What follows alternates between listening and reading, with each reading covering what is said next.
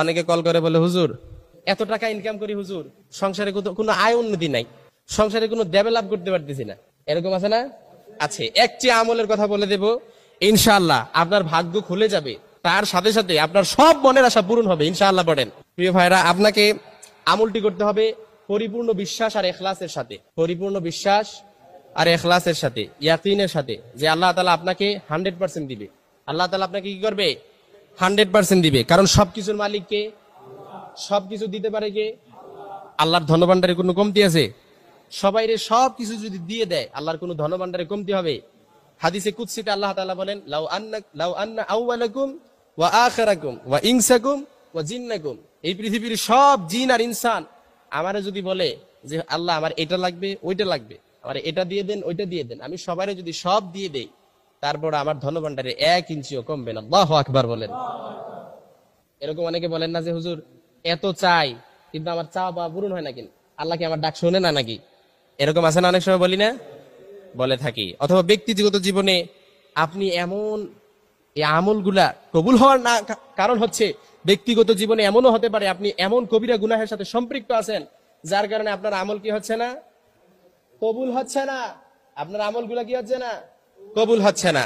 এজন্য আজ রাতেই ইনশাআল্লাহ ইয়াকিন আর ইখলাসের সাথে যদি এই একটি দোয়া পড়তে পারেন, ইনশাআল্লাহ আল্লাহ তাআলা আপনার মনের সব আশা পূরণ করে দিবে ইনশাআল্লাহ। পড়েন।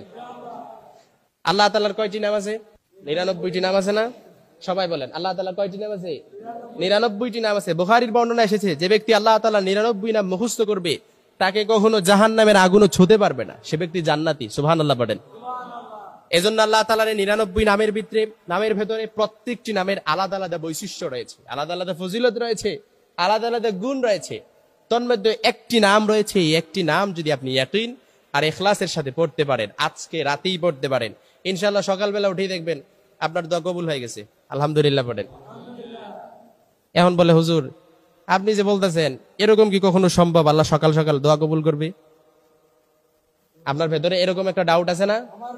না, আপনার ভেতরে যদি 100% কবুল, যে আল্লাহ আমার দোয়াটা কবুল করবে, ইনশাআল্লাহ আপনিও 100% কবুল, আপনার দোয়া কবুল হয়ে যাবে।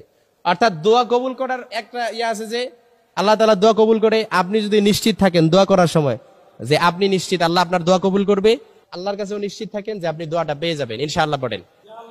একটা দোয়া, আল্লাহ তাআলার একটা নাম আছে ইয়া শাকুর। কি নাম?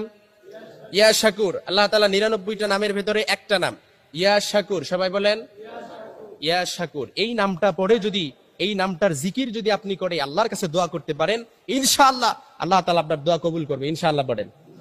কারণ ইয়া শাকুর অর্থ হচ্ছে কৃতজ্ঞতা প্রকাশকারী। অর্থ কি?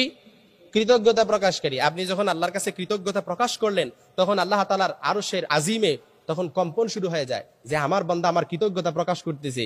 এই নামটা পরে যখন আপনি আল্লাহর কাছে চাইবেন, আল্লাহ তাআলা আপনার সব আশা পূরণ করে দিবে। আলহামদুলিল্লাহ। পড়েন। তাহলে আমলটা করতে রাজি আছেন তো ইনশাআল্লাহ? আল্লাহ তাআলার এই মুবারক নামটি যেন আমরা বেশি বেশি স্মরণ করে আল্লাহ তাআলার কাছে চাইতে পারি। আল্লাহ তৌফিক দান করুক। পড়েন আমিন। আরো জোরে পড়েন আমিন।